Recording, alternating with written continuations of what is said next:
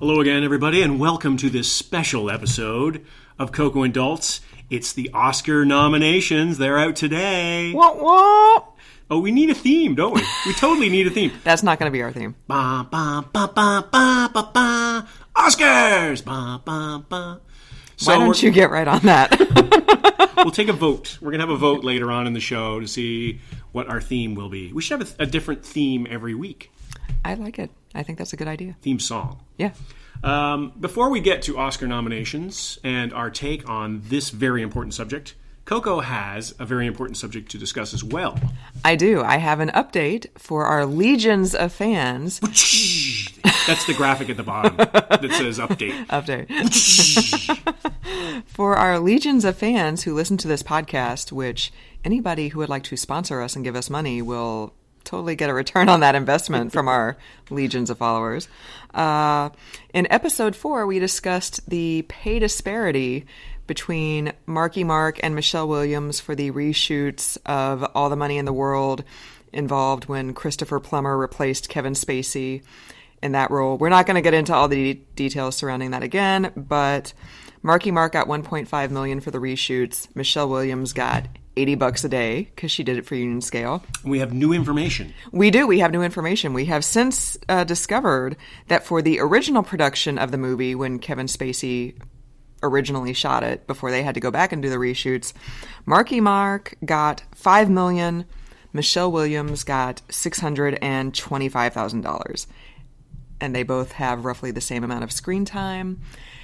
And that's all I'm going to say about that.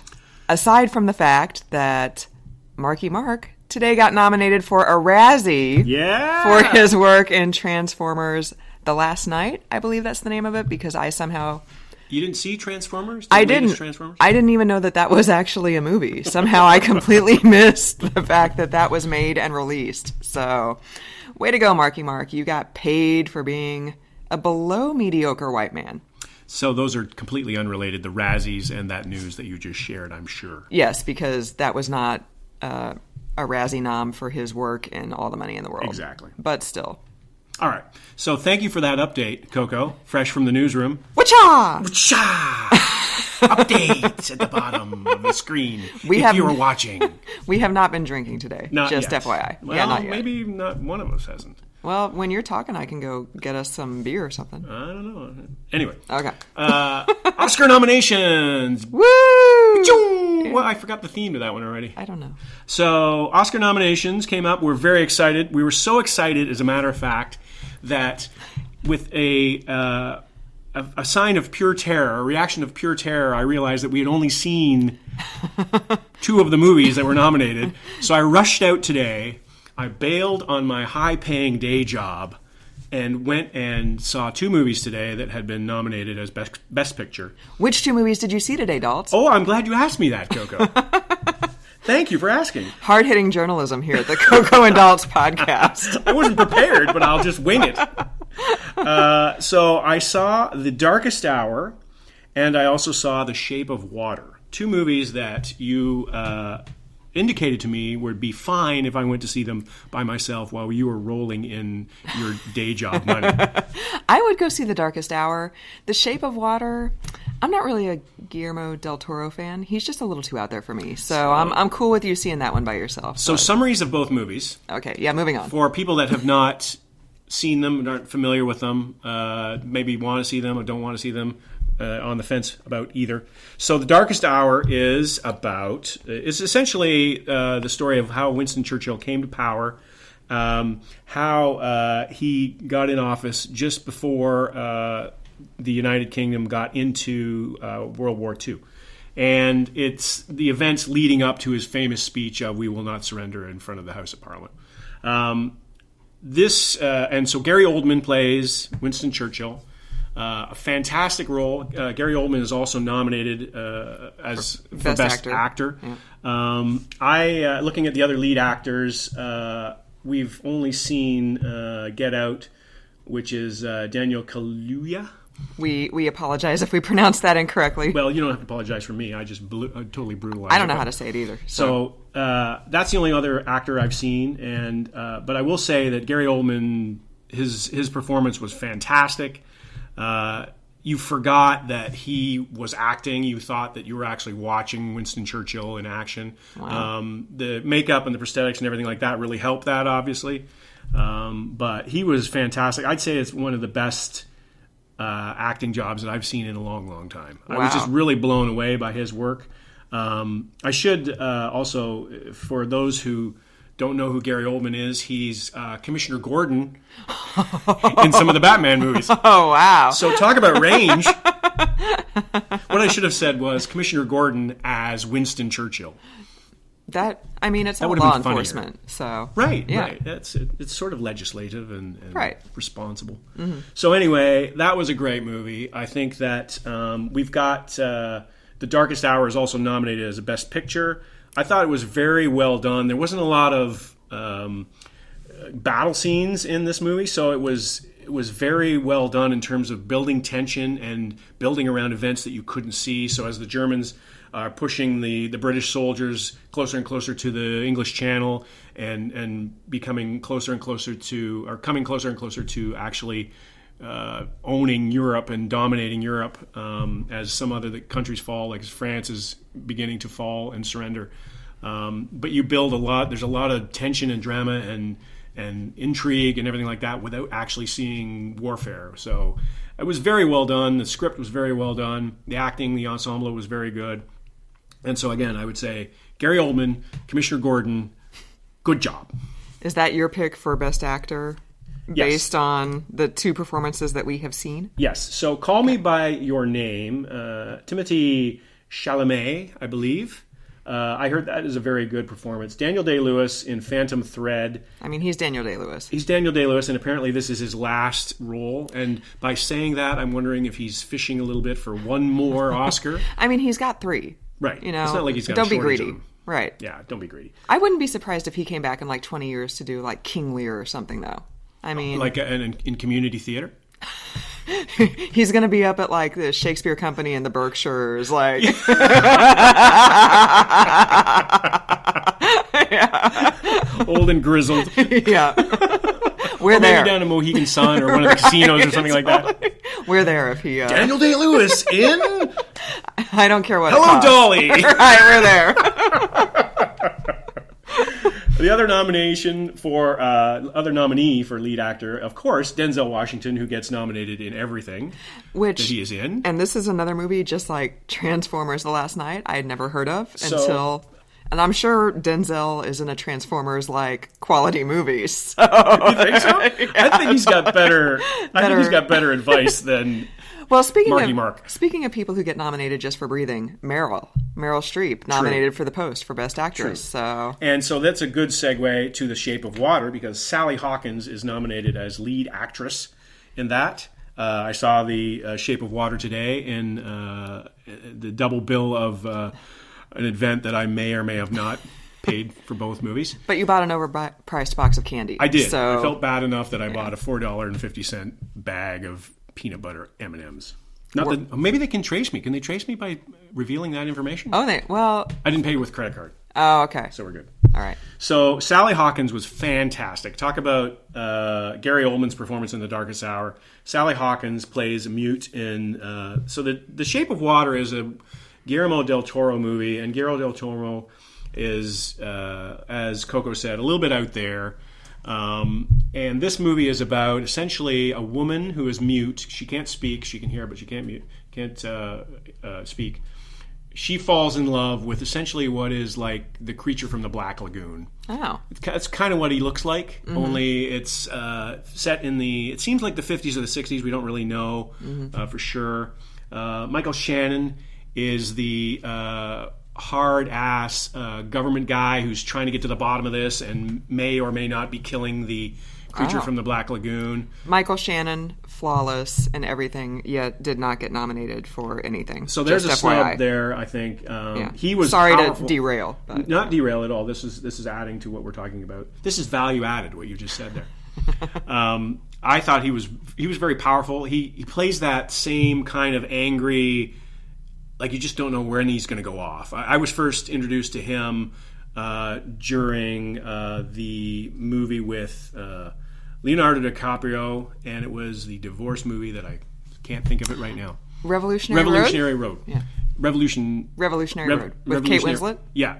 See that he was fantastic in that. He had a bit part in that, but that was the first time I saw him, and he was the mentally challenged son of the neighbors to Leonardo and Kate, and he owned every scene that he was in. He wasn't in very many scenes, and ever since then he's been good in pretty much everything he's seen. So he was good in that. But Sally Hawkins falls in love with the creature from the Black Lagoon. It's a very touching, weird, romantic love story. I went to see that first because it was filmed partially in Toronto and partially in Hamilton, which is nearby. Oh, wow. And so you can tell in part of the scenes, I say, hey, I've been there. So very good movie. Not as good as The Darkest Hour, or Darkest Hour, as it is officially listed. But Sally Hawkins' performance is worthwhile. The other lead actress nominees, Frances McDormand for 3 Billboards Outside Ebbing, Missouri, which we have not seen, but it's Frances McDormand, so formidable competition there. I'm going to have a controversial hot take. Wait a minute, we need a banner at the bottom of the screen. Hot take! Controversial! That's like flames and stuff. Yeah. That wasn't somebody urinating. No. I almost said a naughty word and I caught myself, so thank you. I apologize. Our many sponsors, thank you for that. I thought she was really annoying in Fargo. Yeah, that's right. That was controversial. Yeah. Because that was a lead role for the ages, really. Yeah, everybody loves that movie. Everybody loves her in it. I thought her character was very, very annoying in that movie. Yeah. I didn't especially enjoy it. Yeah. Okay. Well, I disagree with you, but I thought it was but yes, I can see how that goes. Yeah. Other nominees in lead actress category: Margot Robbie, I should say, in I, Tonya, which we're totally going to go see. Do you want to pronounce the Lady Bird nominees' name? Saoirse Ronan. Oh, look at you! And I'll pronounce the next one. Meryl Streep in The Post. She was good in that. But she was very good in that, and like you've said before, she's going to get nominated if she blinks. She's going to get nominated. Yeah, so she was very good in that, and I've seen some odds makers already saying that she's going to get it for The Post because journalists love to vote on journalism movies. But there aren't journalists. Oh, you mean the journalists are saying she's going to get it because they want her to get it? Okay. Yeah. They're not voting. Sorry, they're not voting on the awards, right? Yeah. Right. But they love to see journalists win, or like Spotlight, which is I don't know if anybody out there remembers my fondness for Spotlight, but it's a great movie. You watch that every day when I'm at work. I do. I pretend that I don't, but I do.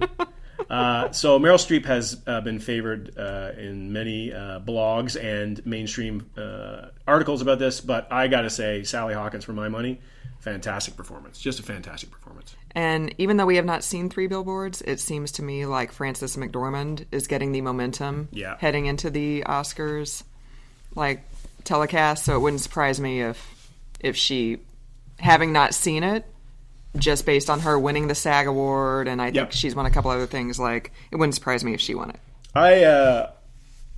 We need to go see that one. That would be that one, and I, Tonya, are probably the next ones. Oh, and so we saw Get Out last night. We did. On the streaming service known as HBO Go, I think. What did you think, Coco, of that movie? Well, the undefinable, uncategorizable. I almost feel as though I shouldn't really talk about it because it'll be a giveaway. No, I just I'm white, and I feel like me being white and watching that, I'm gonna have an entirely different. Yes. There's gonna be stuff that I'm gonna miss that if I watched it and I were a racial minority, I would not miss. Yeah. I mean, aside from the obvious. Slavery is bad and racism is bad, and even well-meaning comments by people who think they are allies are still microaggressions that minorities have to deal with every day that I don't have to deal with. Like the father telling Chris, the main character, I would have voted for Obama for a 3rd term if I could have. Well-meaning, but you shouldn't say that to a black kid that you just met. Right. So, trying to be woke. So, but as a movie, as a piece of entertainment, as a piece of art, what did you think? I enjoyed it. I thought it was very original. I thought so too. I enjoyed the concept. I actually liked the guy whose name we can't pronounce. I enjoyed. Sorry, Daniel. Yeah, I enjoyed his performance. Actually, I thought it was very nuanced. Yeah. It was that. And I actually came into it, I knew the plot summary up to him being taken into the basement.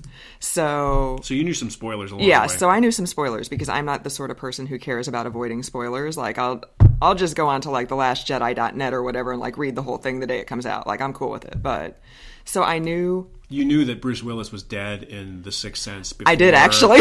Did you really? I did, yeah. Oh, see, that's the total payoff of that movie. Well, that was an accident. I didn't... Oh, it was accidental. Yeah, okay. And then from there on, I just got bitter and jaded, and I was like, I don't care about spoilers. But so I knew, like, all of the plot up to him being taken to the basement, and after that, everything was a surprise to me. I am surprised that had a happy ending, because those aren't... That's a spoiler? Yeah, those aren't the kinds of movies that have happy endings usually. Mm-hmm. So I was surprised by that, but I was cool with it. Like, I was very, very cool with him not being oppressed further, shall we say. You just totally busted that movie. We can put a spoiler alert in the episode description. Well, the other thing is it's now not in theaters anymore, right? Right, so exactly. It's been streaming for a while, too. So it came out like last April or May, I think. Yes. So it's been out for a while. Yeah. So just like the people who last week maybe didn't know that the shark eats Quint in Jaws, we have now spoiled Get Out as well. Well, that movie was 1975, right. So it was a little bit of a difference. April or 1975. Right. So what about you? What did you think about Get Out? I liked it. I thought it was, like you said, at the risk of agreeing with you, at the risk of totally saying whatever you say.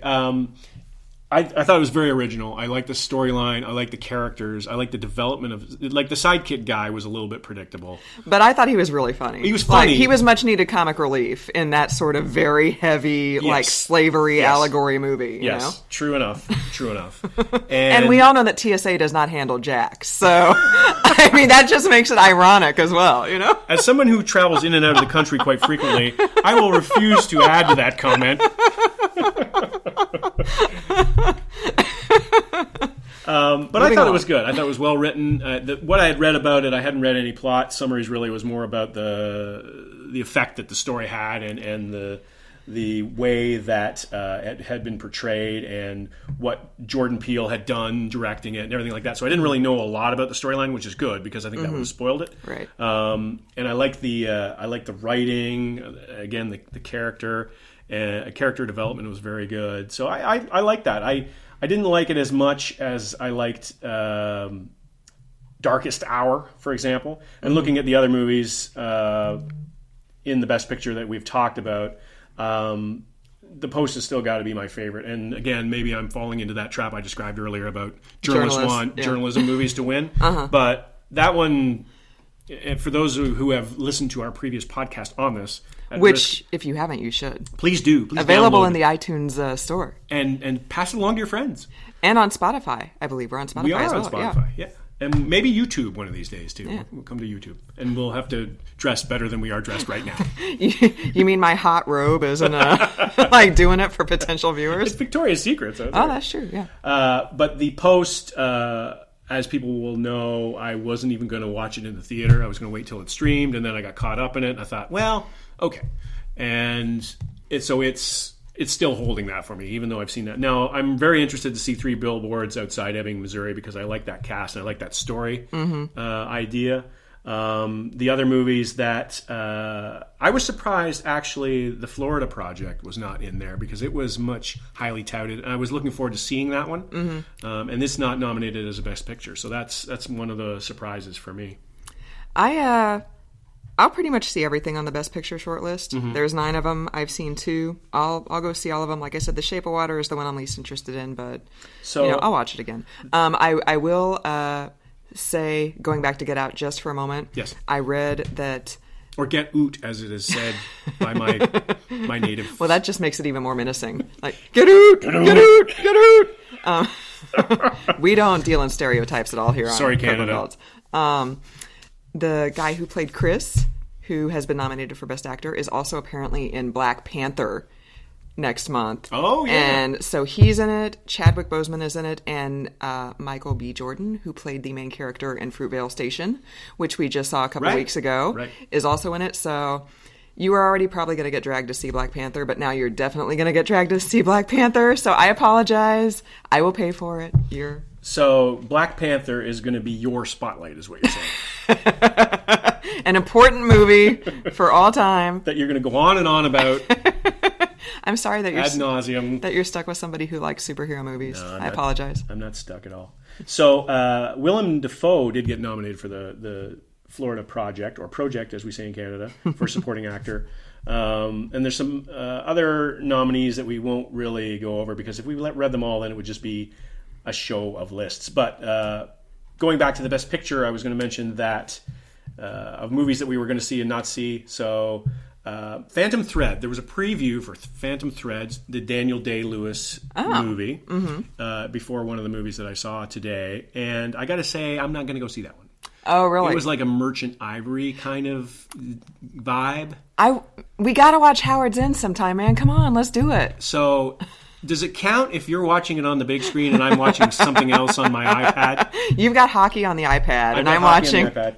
You know, I did read that Daniel Day-Lewis, for his research for the Phantom Thread, he like deconstructed some kind of 18th century Marie Antoinette type gown, like, and then redid it from like scratch. So I mean, that guy is insane. So, no wonder the guy is so good, right? Right. Like, he gets into his roles. He doesn't just show up on the first day of shooting and say, "Okay, which camera do I look into?" Like, he's already in it. He's already in the role. He's not Marky Mark, is what you're saying. Well, I don't know anything about his preparation as a thespian. I don't know how much thought he put into Daddy's Home 2.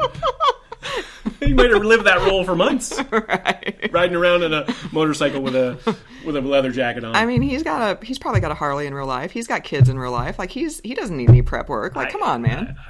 Like we were saying previously, I don't think he really stretched a lot for that role, or any of his roles.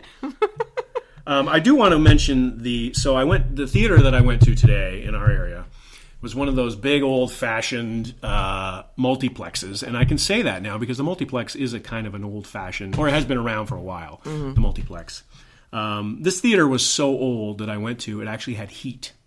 What? So you know when you go into the theaters these days and you're just freezing your buns off? Yeah, like we did in The Last Jedi a couple weeks ago? The Last Jedi? Yeah, it felt like we needed to cut open a Tauntaun and get inside. But this theater was that old. The seats were old. It was massive, and it was very sparsely populated with people. Let's just put it that way. Even though it was Terrific Tuesday or whatever the bargain cost was, bargain price of admission was. So the reason I mentioned that is those theaters are still out there. It was a fantastic, massive, huge screen. The sound was good. It didn't make your ears bleed? It wasn't too loud? It made my ears tingle a little bit, but not bleed. It wasn't like that other theater I went to see when I saw Blade Runner 2049. I thought I was going to have a concussion when I came out of that one. But so there are theaters out there. So I know it's not in fashion these days as much as it used to be to go to the theater and watch a movie. But this sort of reinforced my idea, too, of going to a movie and having it as a big event. And even though I paid $4.50 for a bag of candy that I probably got for $1.99 at the grocery store. Well worth it, though. It was well worth it. And I encourage people to continue going to theaters because eventually they're all going to be little small boxes and they're going to be 14 seats in each one. They're going to be recliners and all that sort of stuff, but it's going to cost you $18 to go. So got to keep these random theaters in downtown areas alive and well and thriving. That's my, what do we call that segment? That's the preservation of the arts segment. Like if we were on NBC, it'd be The More You Know with the shooting star. Oh, yeah. Pew! Yeah. Do they have sound for that? I think it's Shooting Star. Da, da, da, da. I think that's the little jingle. That's probably $45,000 right there in that jingle. We can cut that out. Okay. I want to mention Loving Vincent. Yes. So Loving Vincent, I went to see at an art house type theater near us on the weekend. Nominated for, let's see. Animated feature. Animated feature, yes. Along with The Boss Baby. The Breadwinner, Coco, and Ferdinand, all different kinds of movies from Loving Vincent. Loving Vincent, of course, is the story of Vincent van Gogh in his late days of his life and what happened to him. It's actually a bit of more of a murder mystery, and it's got a lot of nuance and it's got a lot of story to it. And it's not just all flash. So the idea of Loving Vincent, it's an animated, essentially on its basic level, it's an animated story told in the painting style of Vincent van Gogh. So you've got starry sky in there. You've got some other works of his, of the cafe and stuff like that. They're all referenced in this movie all the way through. So it's very well done, and the characters are people who he's painted in his life. His brother's in there. There's a man with the yellow jacket in there who's essentially the protagonist in this story. Very well done, very creatively done. I also encourage people to go see that instead of going to see a Transformers movie or something like that, because there's some risk taking there. It could have fallen flat, or it could have just been some sort of random technique that people that didn't sustain it for the entire movie, but it actually holds up. Right, it's lazy.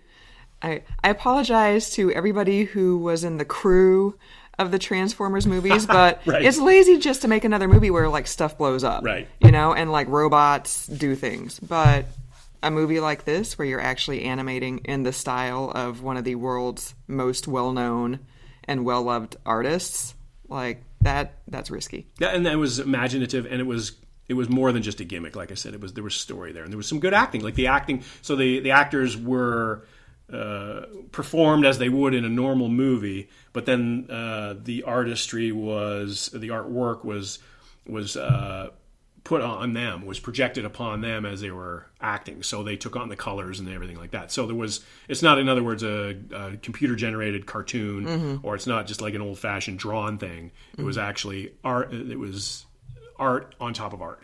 That was very well done. It was.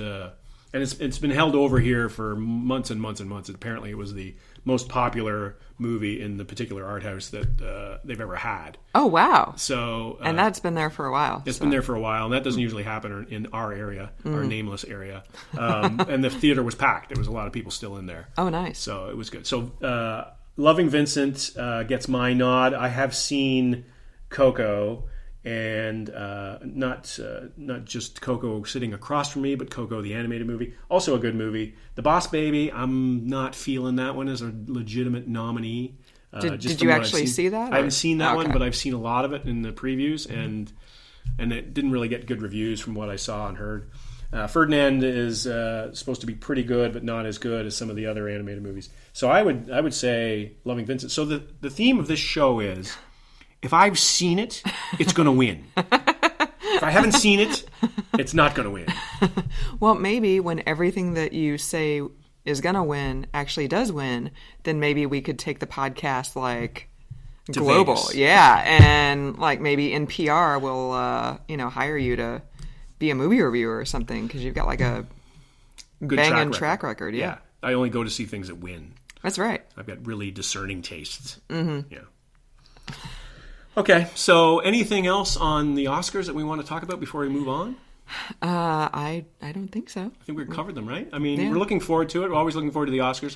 Not necessarily the show itself. Yeah, I'm not going to watch the show. Just the actual winners. Right. I'm over the Oscars, watching them. Just tell me who won and show me the pictures of the dresses, and I'm good. So I don't need to waste 4.5 hours sitting there listening to people drone on, Especially when you can follow it on Twitter and you can follow it on Facebook or whatever, and you find out who the winners are in real time. Exactly. It's not like you have to sit through all the painfully bad speeches and people, actors that have dropped in and haven't really, they just read off the teleprompter. Yeah. And then the Oscar goes to, they always say they're going to cut it down. It's going to go from like 8 to 10:30, and instead it's from 8 to like 12:45, and you're tired and you just want to go to bed, and it's just boring and BS. So we are not going to be watching the Oscars. So the relevance factor, who is hosting the Oscars this year? Oh, is it Jimmy Kimmel? It is. Okay. Yeah. You're way too smart. I thought maybe I was going to surprise you on the live to tape podcast, but there's no chance of that. Well, speaking of Oscar hosts, James Franco, who hosted several years ago and was apparently baked maybe when he was hosting, he got shut out for nominations for The Disaster Artist. It picked up adapted screenplay, that nomination, but it didn't get actor or picture or director. So I just thought I'd throw that in there just to continue our Oscar coverage. And so now I think it's time to move to a new segment to close our podcast. It's not going to be versus this time around. We've come up with it. We're going to have a different segment every time so that you just don't feel that we're predictable out there, dear listener. We're full of ideas. We are. We're full of other things too, but for the sake of this podcast, it's going to be ideas. Which you've probably figured out by now if you've listened to all 5 episodes. So today's segment, this episode segment is I Don't Get It. So, do you want to go first on the I don't get it, or do you want me to go first? You can go first. So, I don't get it. This is what I don't get. I don't get it. So, the segment here, the idea is something that has been accepted in the mainstream. People love it. People embrace it. But I'm not into it. I don't buy it. I don't understand it. I'm too stupid to figure it out. Stop. Here's one that came to my attention earlier this week. It's the wacky baby names. And this came up because of... Kim Kardashian and Kanye West, and we promise we are not going to talk about the Kardashians a lot. Like, this is going to be one of the rare mentions of the Kardashians because I know everybody's sick of them and they're terrible people. But so Kim and Kanye had a baby within the past few days, their 3rd child. Their first child is a girl named North. Northwest? Northwest, no middle name, Northwest. Their second child is a boy, Saint West. And their 3rd child, who was just born, is a girl, Chicago West. Now, Kanye's a Chicago guy, but... Wasn't that also a TV show in the 90s? No, Chicago Hope. Chicago Hope, yeah, there we go. Okay. And there's also like Chicago Fire and like all that on right now. Right, yeah. right. I think my dad watches Chicago Fire, which tells you the demographic of that. What's network TV? Who watches network TV anymore? I don't get it. Network TV. That's another segment. That is another segment. We're just going to keep rolling with I don't get it segments. Right, totally. Morning TV. We talked about that at one point. I don't get it. I don't get it. Who gets up in the middle of the night and watches TV the first thing? Like, you get up to go to work and get ready and they got the TV on. I don't get it. So, the wacky baby names. So what about Brooklyn with Beckham, David Beckham? I don't mind Brooklyn. And Spicy Spice. What's her name? Victoria Beckham. Beckham. She was... Oh, God, which Spice Girl was she? Now this is going to bother me. She was like Athletico No, Spice there was Sporty Spice, who was a different girl. Oh, that wasn't and Posh Spice. Posh. She was Posh Spice. Look at you. Yeah. So yeah. Who are the Spice Girls? What were their names? Posh, Baby, Ginger... Grumpy Spice. Yeah. Well, Scary. There was a Scary Spice, Scary. so you're close. I was close. And then Sporty. So, yeah. Okay. And... I don't mind Brooklyn. But then because that's at least actually Decker a place too? name. Decker? Yeah, Brooklyn Decker, who is married to Andy Roddick. Oh. So it's a completely different thing. Yeah, but they had a baby, but I don't know what that baby's name is. Yeah. But anyways, so so they're at least that's an actual place name, so that's a proper name. So you're okay with Brooklyn, but you're not okay with Chicago? No. Or is it the combination of Chicago and West? I think it's both. I think it's a dumb name, and then you put West on it, and it makes it worse. Yeah. And then there are actual baby names that aren't really names, like Audio Science and Moon Unit, and Pilot Inspector. Like, why? Why you do that to your kids? Poor kids. I don't get it. Well, and also, what's your stance on Apple Martin? No. Apple being Chris Martin and Gwyneth Paltrow's offspring. No. What about you? Apple? Yeah. Yeah, I don't know. I mean, especially considering in one of the Coldplay songs, he sings, "Shoot an apple off my head." Oh, yeah. Which one is that? It's I think it's a scientist. Anyway, okay, whenever I hear that lyric, I'm thinking, what are you doing? That's your offspring. Yeah, I don't know. Yeah. There is one wacky baby name, celebrity baby name that I love. Yeah. I would never name my own child that, but I love it. I think it's adorable. Penn Jillette, I believe. Penn Jillette? Of Penn and Teller, named his daughter Moxie Crime Fighter. And I love that name. That name is adorable. So you're okay with Moxie Crime Fighter, but you're not okay with Pilot Inspector? Or Audio Science, no. I'm not okay with either one of those. But Pilot Inspector is sort of like a profession, and that's also a profession. No. No? No, there are some lines that shouldn't be crossed. All right. So, what would be another good baby name? A good wacky baby name? I don't know. I'm sure we could probably bust out the Google machine and we could figure out other weird baby names. Like Tree Limb Tree limb. Oh, Soleil Moonfry. She was Punky Brewster in the 80s. Punky Brewster. Yeah. All right. So I think it's time we wrapped up the show for another week. This being our Oscar nomination special edition. Ba-ba-ba, ba-ba-ba, ba-ba-ba, Oscars, ba-ba-ba, ba-ba. You should see the hand gestures and faces that he's making while he's doing that as well. We do need a video component. This will be coming to the YouTube version of this show very shortly. Ratings gold. You know what we did? Did we do I'm Not Coco, I'm Not Dalts? No, we didn't. I was waiting for you to do that at the beginning. I was so excited to get into the Oscars, I forgot. Well, see, this is a special edition. This signifies it was a special edition because I didn't do that off the top. Okay. So, for another week on the podcast, I'm Not Coco. And I'm Not Dalts.